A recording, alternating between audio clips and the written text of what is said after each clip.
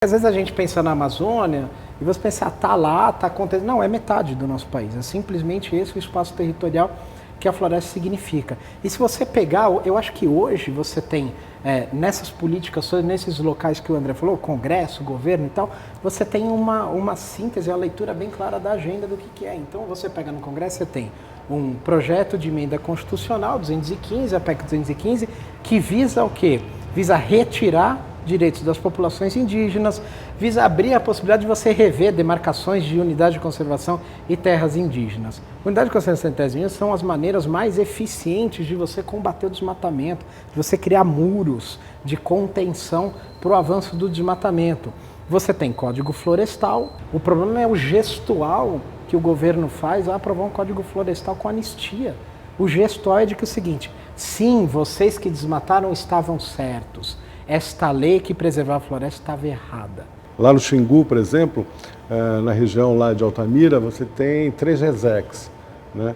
Você tem a resex do Anfriso, que ela é permanentemente invadida. O Estado vai lá... Resex é uma reserva extrativista, uma reserva extrativista. Modalidade de unidade de conservação. As comunidades estão ameaçadas, os madeireiros entrando, se fazem denúncias.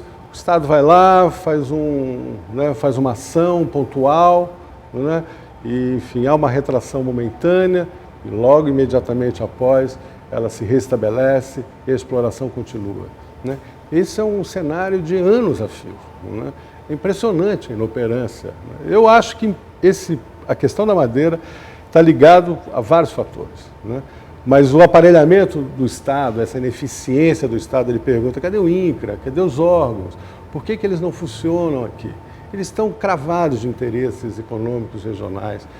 Quando você volta para olhar para o governo e para ver quais são os mecanismos que o governo coloca para controlar a expansão da agropecuária, ou como que, por exemplo, o governo minimiza os impactos de grandes obras, como o asfaltamento de rodovias ou hidrelétricas, o que você vê é um governo que, sinceramente, não está nem aí para os efeitos que vão causar a sua chegada em determinadas regiões.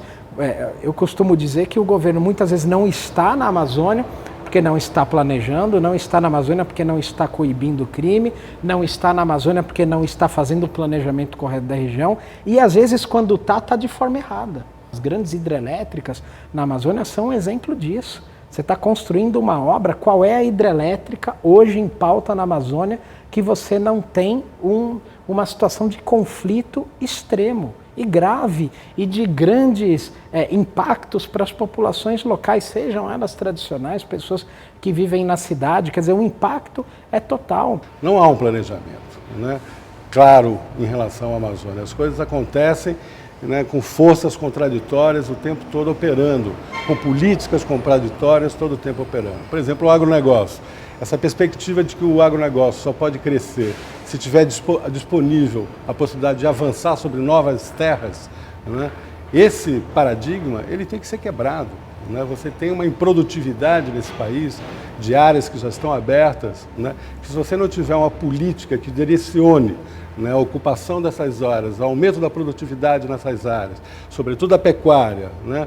E, enfim, você vai cair novamente nesse paradigma de que para o agronegócio crescer, é o celeiro do mundo, ele tem que se expandir sobre a Amazônia. Quer dizer, quebrar esse paradigma depende de uma ação, né, do Estado, articulada com o Congresso de uma maneira muito efetiva.